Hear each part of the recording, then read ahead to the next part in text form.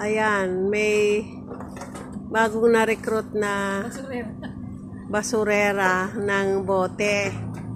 Nais na rin daw niyang ma-experience ang magkaroon ng points para magkapera rin sa basura ng bote.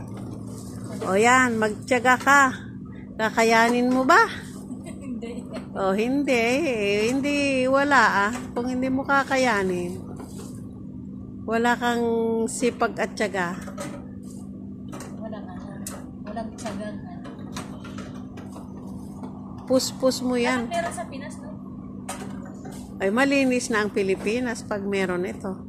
Lahat na yumaman sa basura. Magpupursige na magnakawan ng bote.